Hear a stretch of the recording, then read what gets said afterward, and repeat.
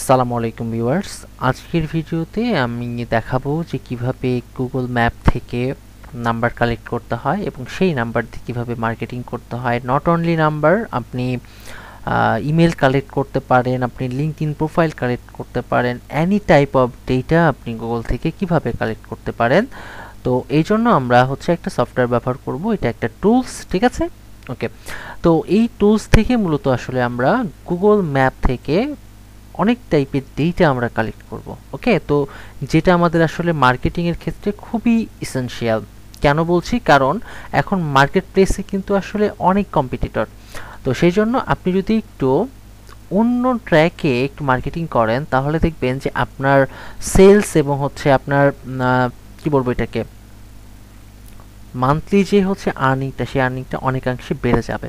ওকে, তো এই জন্য আমি যেটা করব, আমি একটা সফটওয়্যার ব্যবহার করছি এবং এইখানে একটা জিনিস লক্ষ্য করেন, সেটা হচ্ছে গুগল ম্যাপ ডেটা এক্সট্রাক্টর।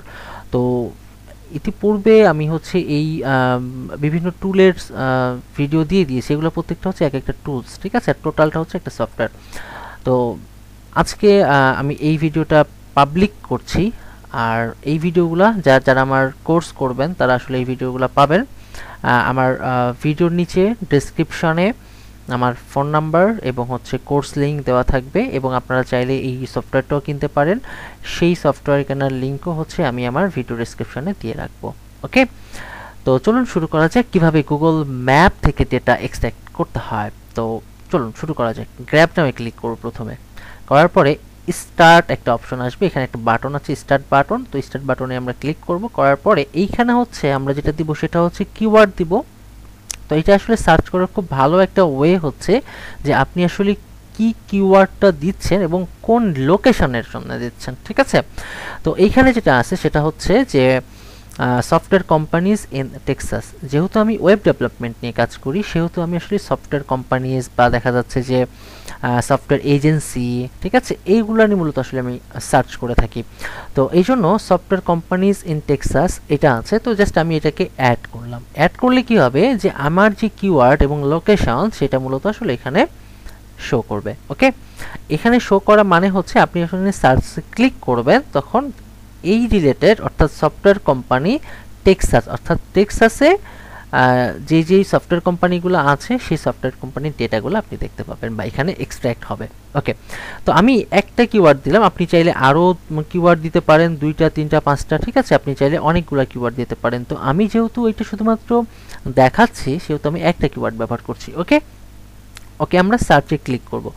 সার্চে যখন আমরা ক্লিক করব তখন আমার একটা পপ আপ আসবে, এই যে পপ আপ চলে আসছে, এবং এইখানে দেখেন আমি যে কিওয়ার্ডটা দিয়েছি সেই কিওয়ার্ডটা কিন্তু এখানে সার্চ করছে সফটওয়্যার কোম্পানিজ ইন টেক্সাস। ওকে, আচ্ছা, আমি যেটা করব এখন, আমাদেরকে কাজ এখন নট স্টার্ট, এখনো কিন্তু স্টার্ট হয় নাই, তাই না?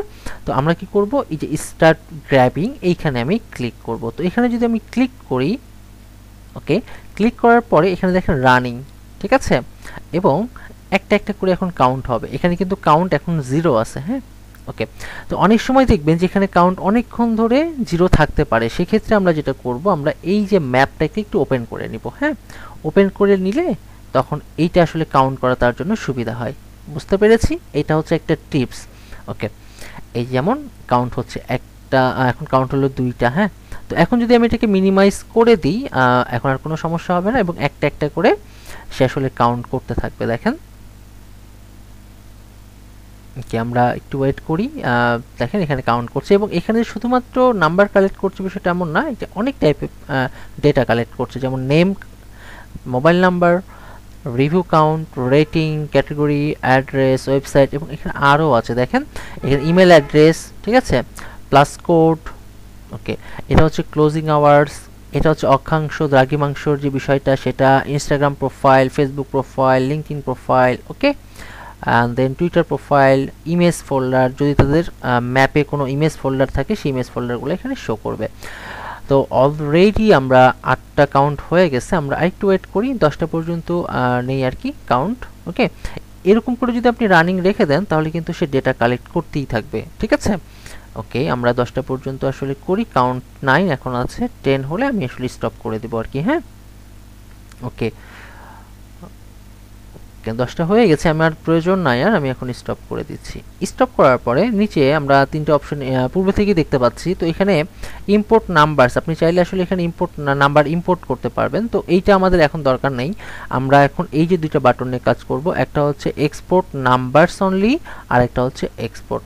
যদি আপনি শুধুমাত্র হোয়াটসঅ্যাপ মার্কেটিং করতে চান সেক্ষেত্রে আপনি যেটা করবেন export number only, export numbers only. ঠিক আছে, তাহলে শুধুমাত্র এই নাম্বারগুলা কি হবে আপনি এক্সপোর্ট করতে পারবেন। আচ্ছা, এখন যদি মনে হয় যে না আপনি আসলে ইন ফিউচারে আসলে অনেক ধরনের ডেটা নিয়ে আপনি কাজ করতে চান, সেক্ষেত্রে আপনি এক্সপোর্টে ক্লিক করবেন। ঠিক আছে, ওকে। তো আমরা একটু দেখেন এখানে ওয়েবসাইট ইমেল আইডি এখানে শো করে নাই। ওকে, যেহেতু ইমেল আইডি সে খুঁজে পায় নাই, এরকম একটা কিছু হবে। আচ্ছা, আর এই টুলসটা বেসিক্যালি আমরা